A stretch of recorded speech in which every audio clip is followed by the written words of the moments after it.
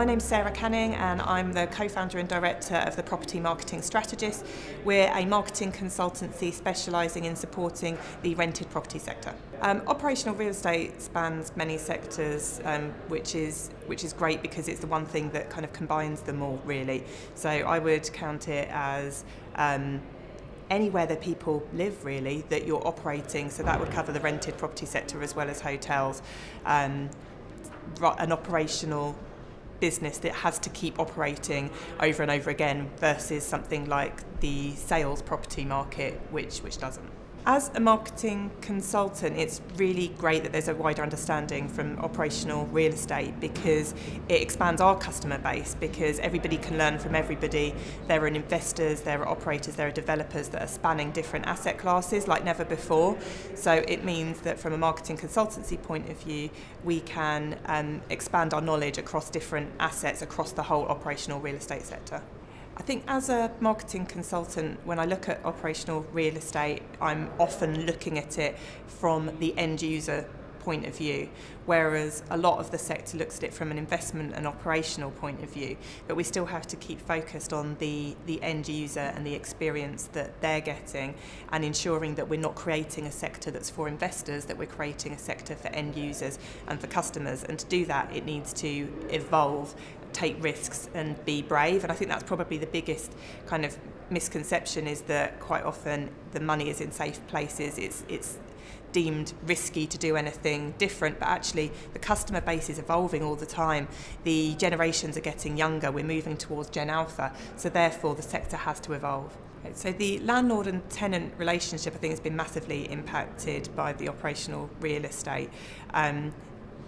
Probably not enough yet, and it probably still has a way to go, but I think there is more awareness that there is management, professional management that are looking after this sector, but it's still very traditional to have a traditional landlord-tenant relationship or an estate agent-tenant relationship. So much more needs to be done on the benefits of that wider living sector. So, for example, I think that the biggest benefit of a build-to-rent building is the security of tenure, but actually people are marketing the amenities. So that kind of relationship needs to be publicised more and more made of that kind of security about renting, rather than just the amenities. So my panel this afternoon was about differing opportunities within operational real estate and kind of crossing the boundaries in mixed-use spaces, so such as hotels doing wellness and food and beverage, and later living doing student accommodation, food and beverage, gyms, etc.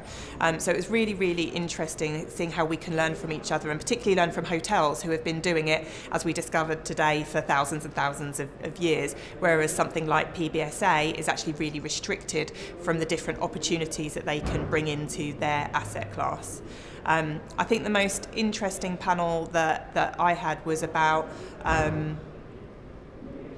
looking at ways that real estate can move forward, so such as retail and office, and the opportunities that there are in kind of regenerating, repurposing those buildings, and particularly from a fire safety point of view, actually the challenges faced with that, and the barriers in place from different local governments. That there's so much opportunity, particularly in the high street, to regenerate, repurpose for a new generation, and that feels like the biggest opportunity because it's still really, really in its infancy.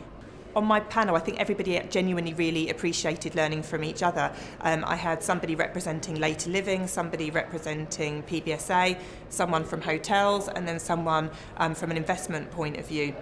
So really everyone was in agreement that not enough is done to kind of cross-pollinate those different sectors.